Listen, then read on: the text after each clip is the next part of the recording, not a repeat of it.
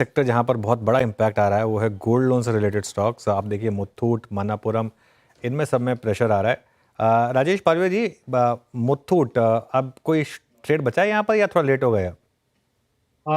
अनुज जी, almost stock में correction, sharp correction आ चुका है और एक अपने क्रूशियल सपोर्ट के आसपास ट्रेड कर रहा है। तो आई थिंक अगर यहाँ पे 2130 का लेवल अब टूटता है तो फिर वापस नया फ्रेश ट्रेड बनेगा। आई थिंक टाइम बिंग के लिए थोड़ा वेट करना चाहिए। पुल बैक में अगर 2200 के आसपास मिलता है तो वहां पे शॉर्ट करें 2240 के स्टॉप लॉस से। ओके, चलिए जानते हैं कि आखिर ऐसा गवर्नर साहब ने कहा क्या जिसकी वजह से इतना इम्पैक्ट आपको गोल्ड फाइनेंस स्टॉक्स पर देखने को मिला। यतिन है हमारे साथ। यतिन, गुड मॉर्निंग, बताइए।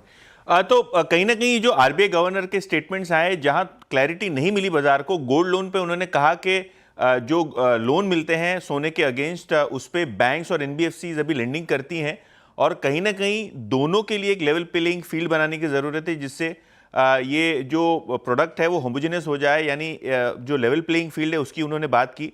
और अगर हम स्पेसिफिकली बात करें तो उन्होंने कहा कि इस पे जो पब्लिक डोमेन में डिस्कशन पेपर रखना चाहिए, उसकी बहुत जल्द आपको आरबीआई के वेबसाइट पे जानकारी मिलेगी। उन्होंने स्पेसिफिकली कहा कि जो ड्राफ्ट नोटिफिकेशन है पब्लिक कमेंट्स के लिए, वो आज ही अपलोड कर दिए जाएंगे गोल्ड लोन पे। और कहीं ना कहीं ये जो गाइडलाइंस हैं, इसमें किस तरीके की गाइडलाइंस आएंगी बैंकों के लिए, किस तरीके की गाइडलाइंस आएंगी गोल्ड लोन कंपनीज के लिए, ये पता नहीं है। लेकिन जो बॉडी लैंग्वेज थी उसके हिसाब से शायद लोगों को ये लग रहा है कि बैंक्स को शायद एक बेटर पोजीशन में लाया जाए और बैंक्स के जरिए ज़्यादा गोल्ड लोन डिसबर्स किए जाएं।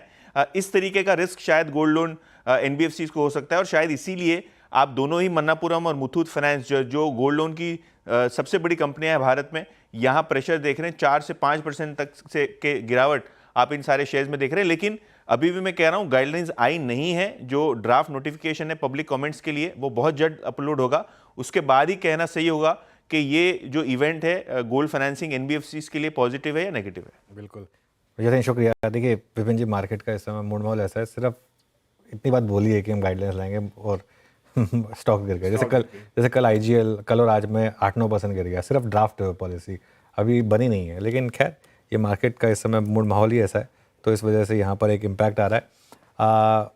अभय जी, अगर ज़्यादा गिरावट बढ़ी यहाँ पर तो क्या खरीदने का मौका होगा?